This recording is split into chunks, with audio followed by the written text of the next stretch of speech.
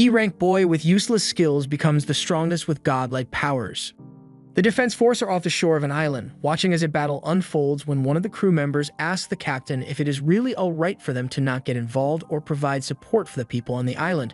But the captain reminds him that they are nameless side characters, so the second they get too close to the action, they will be killed for plot development. It is best that they just leave the fighting up to the hunters on the island instead. And on that island, we see a man running through the brush of the forest while being chased by a monster of some sort, but this was all part of his plan as he was simply leading it to his party so they can jump it. However, as the team ready themselves to jump whatever comes out of that forest, they are met with an army of ants and now have to fight one-on-one battles.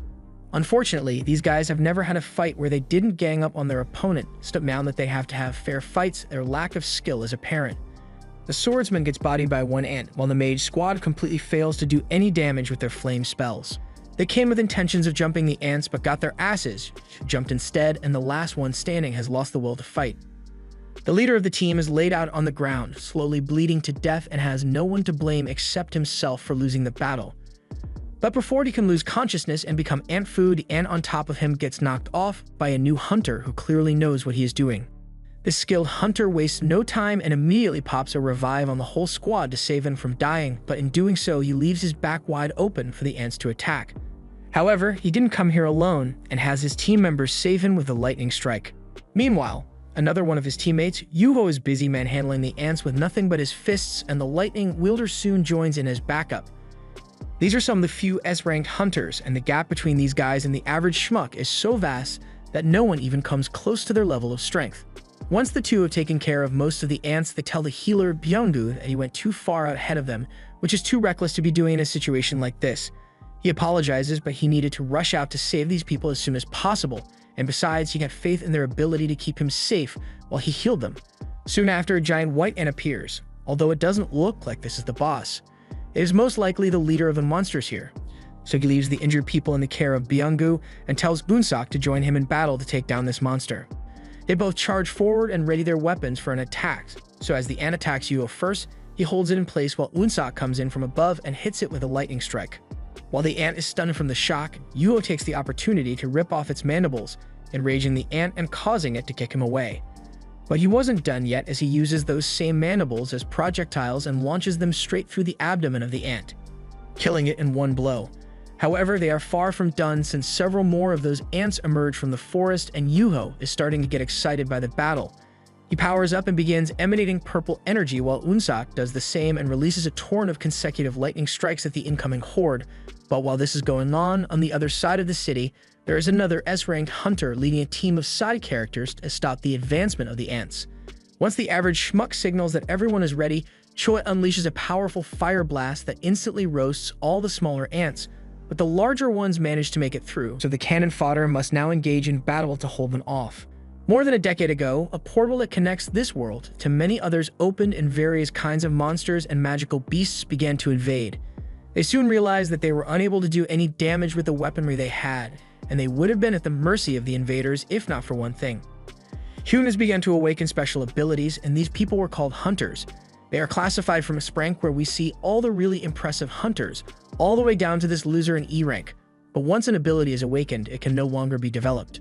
3 years have passed, and we see a construction site which has now become a dungeon raid site as a man grabs some breakfast before he heads in. One of his friends calls out to him as he eats, and he is surprised to see him there since he heard that Park quit being a hunter.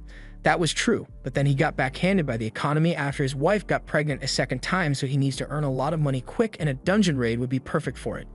They continue to catch up as we see the man himself, Jinwoo, the same loser that was at the bottom of the rankings. He greets everyone nervously as he enters, so Park asks why everyone seems to know who he is, wondering if he is some kind of really strong hunter, but it's actually the opposite. Jinwoo is regarded as the single weakest hunter that has ever existed. He even managed to get himself injured and hospitalized in an E-rank dungeon, so much so that they might as well create a new F rank just for him. So if his widely known weak status has become somewhat of a good sign whenever he is called in a dungeon raid, since it means it is probably going to be a really easy one. Jinwoo heard every word they just said about him, but it's not like they are wrong, since he really is just that weak. He gets called out by a woman called Juhi, and it seems Jinwoo knows her from a previous mission they had gone on together, but greetings aside, she is more worried about his newest set of injuries and asks him what could have happened this time. They sit down and Jinwoo explains the embarrassing fact that he got injured in the lowest ranked of the dungeons and the team didn't have a healer on hand because they thought it would be way too easy for any self-respecting hunter to ever get themselves injured, but they hadn't accounted for him, Jinwoo's existence. Jui gets mad on his behalf, but Jinwoo already knows that it wasn't their fault, it was his own for being so weak in the first place. The time to enter the dungeon has arrived and they are all about to enter the dungeon, so this man, Song-chi, suggests that he be out in the position of party leader for this expedition. No one is opposed to the idea, so he leads them all in, and before Jinwoo enters, he gets a friendly reminder to stick as close to the group as possible in order to not get hurt again. Jinwoo's only weapon is a small knife with very little magic power, and this is all of his meager earnings are able to afford him in the way of equipment, but he swears he will do his best regardless. Elsewhere, the president of a company is having a talk with his assistant. The demands from the public are as contradictory as ever. They demand that he finds a way to stop the dungeon breaks, but also want the items that are acquired from the dungeons, though it is not like he is in a position to complain about their requests since he makes his money by selling the items gotten from the dungeon. The crystals harvested from the corpses of magic beasts can be sold for money, but the process of gathering them is really bloody. Luckily, Jinwoo has managed to get one on his own for the first time. However, in his celebration over the money he will get after he sells this gem, he leaves himself wide open and has to be brought back to reality by a call from Jui, warning him of an incoming attack. Jinwoo manages to raise his knife in time to defend himself from the goblin's strike, but his knife nearly breaks in the process. He barely manages to dodge the goblin's follow-up strikes, but as he tries to defend with his knife again, the cheap thing shatters and he ends up getting himself stabbed in the stomach. Jui wants to go help him, but Park tells him to stay back while he handles it, and even though he hasn't gone on a mission in a long time, he has still got it in him as he slashes the goblin to death in one strike. Jinwoo pulls the sword out of his stomach, which is not something a doctor would recommend, and Park tells him to recover while he takes care of the next magical beasts in his place. He asks Jui to heal Jinwoo while they've got the time, so she heads over to him and begins the process. She puts her hand over the gushing wound and starts healing him as a light gathers around her hands and Jinwoo seems to be recovering slightly. On the other side of the cave, Jinwoo can see the rest of the hunters actually doing their jobs, and he probably feels like shit both because of his injury and the injury to his pride after he promised himself that he would do well this time. We get a look at the top-of-the-line equipment and magic gems being sold in this world, all things that Jinwoo will never be able to enjoy in his lifetime. Mana crystals harvested from the dungeons can be used as weapons as well, but their effectiveness is inferior to that of magic gems. However, President Go has received a new government mandate that wants to use the mana crystals as a new form of energy production since it is safer than nuclear energy, but still more efficient than any other form of renewable energy that exists in their world, so it is the ideal source of energy. Thus, the government is researching methods to generate electricity from the use of magic gems and mana crystals, making hunters even more crucial to society at large. Meanwhile, in the dungeon, the party have just managed to take down a werewolf and are celebrating their victory over it, while Jinwoo is over in the corner getting healed up again, as he is the only one who managed to get seriously hurt. June was on his side earlier, but now, after seeing how badly he keeps getting injured in fights, she is starting to question why he even became a hunter in the first place. If this keeps up, he's going to end up with injuries that are too severe for her to treat at some point. He apologizes, but Jui isn't interested in his apology. Instead, she wants him to be more careful with himself in the future. Jinwoo looks over to the rest of the hunters and they are busy splitting up the loot according to the work that was done in battle. And if we're talking about team contributions, then Jinwoo did basically nothing for the entire fight. So after this whole mission, all he has to show for it is a single E-rank magic gem and a broken dagger which he spent his life savings on. He is starting to reconsider coming out here and risking his life just to make no money, but then one guy on the team calls everyone's attention to a huge hole, and they all gather around to figure out what this thing is. It looks like a cave, but they are in a dungeon, so it is much more likely that happens to be a double dungeon. It's rare, but they've heard of it before, and their hunch is confirmed by the fact that they've already killed the dungeon boss, yet it hasn't started closing like a regular dungeon would. It seems like there will be more profit to be made deeper in the dungeon, but Song-chi tries to be the voice of reason and tells everyone that normal protocol is to inform the association of the double dungeon and follow the instructions that they give afterwards. The team doesn't want to do that since it would basically mean that they give up the rights to all the untapped loot that is probably waiting for them down there. Then Park says the words that never lead to anything good. It's just an F-rank dungeon. What's the worst that could happen? And then his wife and child get brought up and how he needs to make more money and get back to them. Yeah, I'm calling it now. He's not making it back from this one. Song-chi understands the point they are trying to make, but he wants to listen to everyone's opinions before he makes a decision on the matter. The team members all speak up with a mix of approval of the plan to venture deeper and realization that this is a clear death flag. In total, there are 6 votes for going into the cave and 6 votes for going home. So someone needs to break that tie, and the only one left who hasn't voted is Jinwoo. The decision is left up to him, and while he is well aware that a D-ranked dungeon is insanely dangerous for him to be in, with his father missing, he is the only one in his family that can earn any money, and he's already got a ton of financial burdens. His mother is in the hospital, and his sister still has to go to college, so he can't stay broke forever. After he makes the decision to go into the dungeon, we cut away to a lab where people are getting tested for their magical powers. And outside in the waiting room, associations are waiting, ready to sign on any promising new hunters. And this rank hunter, Choi, has told his people that regardless of age or gender, if there is a talented individual available to be recruited, then recruit them. Back in the dungeon, the party has been walking for 40 minutes now with no success in finding anything of value yet, and the portal to a dungeon closes after an hour since the dungeon boss was defeated. So that means they only have another 20 minutes before they run out of time altogether. Jinwoo apologizes to Juhee for making the decision to come down here when he knew she wanted to go back, but she isn't even mad about having to come down here.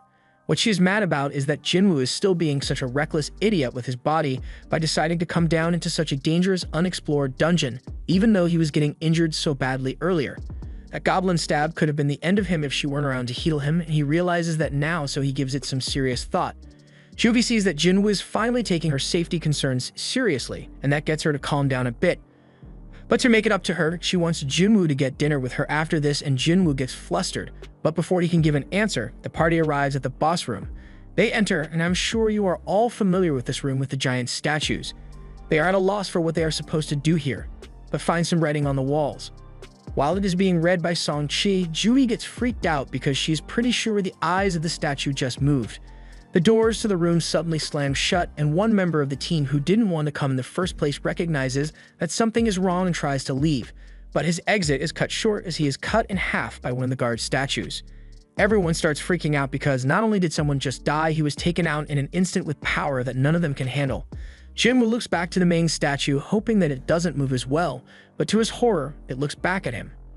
Jinwoo has lived through enough near-death experiences to know that this is one of them, so he yells for everyone to get down before it is too late. The giant statue unleashes a death ray that Jinwoo just barely managed to evade along with Juhee, but many others aren't so lucky and end up charred. Yet even if he got lucky this time, Jinwoo is sure that he will be killed sooner or later.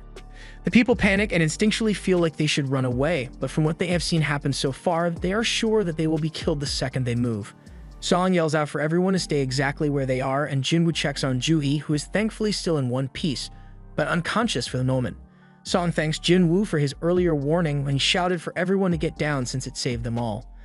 But it's not like he knew what was going to happen or anything. All he knew was that it was going to be bad. Jinwoo soon notices that Song didn't manage to escape that attack unharmed and has a lot of bleeding from his arm because his arm is just gone. He says he can bear the pain for now, but asks Jinwoo to help him stop the bleeding for now. Normally, he would have asked Juhee to treat him since she is the healer here, but no offense, she's kind of a wimp when it comes to seriously dangerous situations, so she's curled up in the fetal position over there. That is the reason that she only ever goes on low-level raids despite being a B-ranked healer.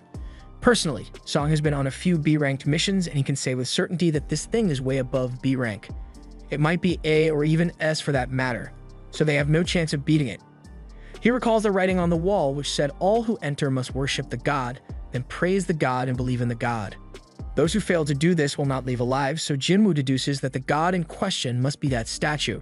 There is no way that the statue sees them as its opponent since it isn't attacking them, so Song suggests that they just wait out the worst of it and look for an opening to escape. But not everyone is on board with this plan. This guy isn't going to sit around and just wait to be killed. His life was going too well for him to let it end now. He finally signed a contract with a good association, and he even got the new Jordans on sale, so no matter what, he's going to make it out of here. The dude charges up and dashes away, and it seems like he's going to. Oh, never mind. Well, at least the Jordans are okay, but I can't say the same for the rest of the guy. For the others that didn't move, that display just cemented the fact that this thing could easily kill them all if it wanted to. It is just choosing not to do so for some reason right now. But the question is why? Why hasn't it killed them yet if it has the power to do so to anything? Choosing not to attack makes it different from the other magical beasts that exist inside the dungeons, so Jinwoo thinks back to the first command on the wall of this room which said to worship the god.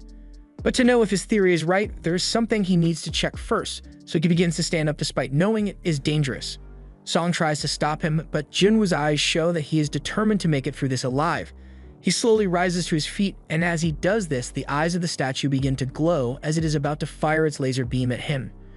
Jinwoo immediately ducks back into a crouching position, and as he does, the statue's eyes stop glowing. This confirms his theory, so he yells out to everyone that they must bow to the statue.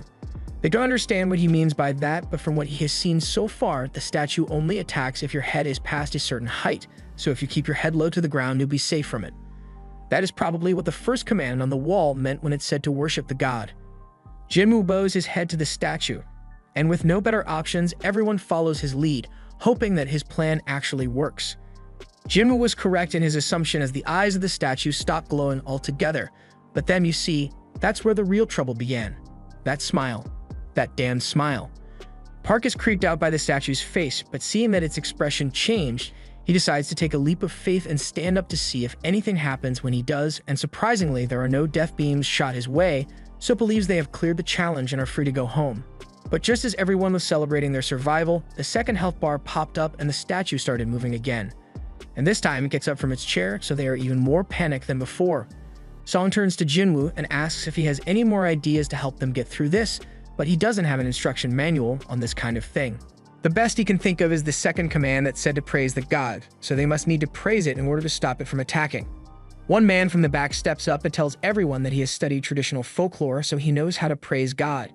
He gets down on his knees and starts praying to the statue while everyone stands back and waits to see if the statue reacts to his praise. The statue definitely reacted, but instead of stopping its attack, it gave the guy the rumbling treatment and turned him into a puddle. One of the girls can't handle the gore she has just witnessed, so her knees give out and she falls to the floor, only to become the statue's next victim, as it stomps her into pace as well. Song yells for everyone to scatter as fast as they can so that the statue can't get them all in one stomp. So they all begin running and Jinwoo grabs Juhee, who is still frozen in fear. Park is running for his life and thinking that he can't let himself die here, but let's be real, as soon as he started talking about his pregnant wife and kid, we knew he wasn't making it out of this alive. He runs over to one corner of the room and tells everyone that it should be safe over here, but he had forgotten about the smaller statue guards that were there and that they can attack as well. So before Song can warn him, Park gets his body split in two, and I don't think he's going to get to see his wife again. Jinwoo continues to run across the room while wondering what exactly the command to praise it was talking about. There isn't exactly much to praise about that thing in the first place, but Jinwoo has to figure it out because he got Juhee into this mess and has to find a way to get her back out alive. He looks to the edge of the room and the statues that are all lined up against the wall. One wields a spear, another with an axe, and various other weapons which could easily kill them. But then there is one with a trumpet, and it seems like the safest option, so Jinwoo yells for Song to go stand under the statue with a musical instrument, and as he does, it doesn't try to kill him and just starts playing music instead. He yells for the others to get to the statues that are holding musical instruments, and as they do, the statues begin playing and they seem to be safe. Jinwoo drags Juhee over to a statue with a drum, but doesn't start playing immediately, so thinking quickly, he guesses that two people aren't allowed to stay under the same statue, so he tells Juhee to stay here while he runs to get to another statue. As he runs off, Juhee is left standing alone under the drum statue, and it begins to play, but as Jinwoo is running, the giant statue begins to chase after him and is inching closer with each colossal step. Jinwoo has the final musical statue in his sight, but the giant statue has its foot over his head, so he is moments away from becoming human jam. Luckily, as the foot came down, Jinwoo got out of the way and managed to save himself from being squished by Dark Souls rolling, but in his haste, he had rolled into the statue holding a shield, and this one was going to attack, so before he knew it, he found himself with a shield being brought down upon him. A dust cloud is kicked up and Juhee screams out in tears, believing that Jinwoo has just died, but it's not over yet, and as long as there is still breath in his lungs, Jinwoo will continue to push forward even if he has to crawl. The giant raises its foot once more to squash him, but luckily, Jinwoo managed to make it to the last musical statue while narrowly missing the giant's step, and as he does, the giant stops chasing after him and returns to its seat. Juhee runs over to Jinwoo's side to check if he is alright, and he says he is fine and I'm no doctor, but it looks like you're missing a leg there. Jinwoo hadn't even realized he lost his leg due to the adrenaline coursing through his veins, so Juhee tries to heal him, but with all the healing she's been doing today, it is starting to take its toll on her, so Jinwoo tells her to stop. She remains determined to heal him while the others assess the situation they are in now. It looks like it's finally over, so the survivors start blaming Song for agreeing to come down here even though half of them voted to come here, but now isn't the time to be playing the blame game since there is still one command left to be followed. The giant statue raises its hand and an altar appears in the center of the room. The rest of the group is confused when they see it, but Jinwoo correctly identifies it and says it is commonly used in mythology to offer living sacrifices to God. The final command is to believe in God, so it is pretty clear what they are supposed to do here, and Kim wastes no time in telling Song to go offer himself as a sacrifice because they all blame him for bringing them down here. Song doesn't fight it and agrees to go and have himself offered, but he says he wants to go alone in case it might be dangerous for them. As Song walks to his death, Jinwoo thinks about how this isn't entirely his fault since the group voted to come down here, and moreover, Jinwoo was the one who had the deciding vote. As Song walked into the altar, a flame was ignited, but he was still alive. He doesn't know what he is supposed to be doing, so he asks if there is anything else that is needed. Jinwoo asks two of the other people with him to help him up so he can go check the altar, but he assures them that it is safe since nothing happened to Song. The two agree to help him get there, and as they enter the altar, more flames are ignited. Song asks if Jinwoo has any idea what this is supposed to mean, but he doesn't have a definite answer yet. If they wait here, then they may eventually be rescued. But this is the 7th day since this dungeon was opened, meaning that it will soon become a dungeon break and the magical beasts from within this dungeon will be able to pass through and enter the human world. This is why people try to clear a dungeon boss before the time limit is up, so if they fail here, then that giant statue will be able to enter their world and cause untold mayhem. For now, they need to see what happens next, so Jinwoo asks the others to come into the altar so they can move on with clearing this test. They agree, and as they all enter, flames ignite on all sides of the altar and another ring of blue flames forms around it. This causes the door to open, but it also makes the weapon-wielding statues begin to move. Jinwoo notices that these statues do not move as long as you are looking at them, so he asks everyone to keep their eyes on the statues. However, this one girl has had enough and throws everyone under the no bus to save herself as she sprints out the door. It may seem selfish, but she did manage to make it out, so the others start to think there is hope of escaping. Jinwoo, on the other hand, isn't fooled. The boss music hasn't stopped playing yet, so that open door has to be a trap. The first command was to worship, then it was to praise, no, the third one is to believe, so it must mean they have to stay here until the timer of the blue flames runs out, and if that is the case, the open door is only there to tempt them into leaving the circle. Jinwoo tries to tell the others that they need to stay here so they can keep the statues from closing in, but they have already had their wills broken by this dungeon, so when an escape route has presented itself, there is no way they would be willing to stay. Kim tells Jinwoo that he is incredibly thankful to Jinwoo because it is all thanks to him that they have managed to survive this long. But he has had enough of this, and just wants to go back home and see his wife, so he's going to leave through the door. The only ones left are Jinwoo, Judy, and Song, and Jinwoo is struggling to keep his eyes on all the statues at once, so they keep inching closer and closer, and he is starting to think he might have been wrong about the objective.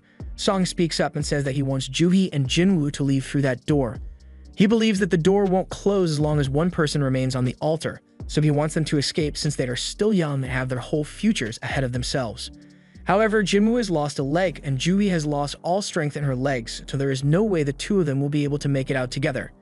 Thus, Jinwoo asks Song to take Judy and get her to safety while he stays behind.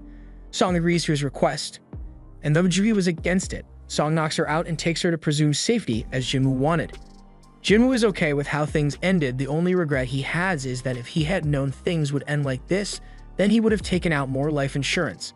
The armed statues close in on him and begin to attack, severing an arm and leaving him at death's door, and Jinwoo can do nothing but wish he were strong enough to fight back against these things. He had his own dreams, his aspirations in life, so why does he have to die here? He gets stabbed through the chest and thrown onto the altar as the statue prepares to finish him off with its sword, and Jinwoo, completely powerless to do anything, just sits there and awaits death. But as the sword comes down on him and ends his life, a timer countdown ends and a status screen appears before Jinwoo. It's a quest, and it says that he will die if he doesn't accept it, so him not wanting to die yet, we see him accept. This was the end of episode 2. Thanks for watching. Subscribe to not miss the next part.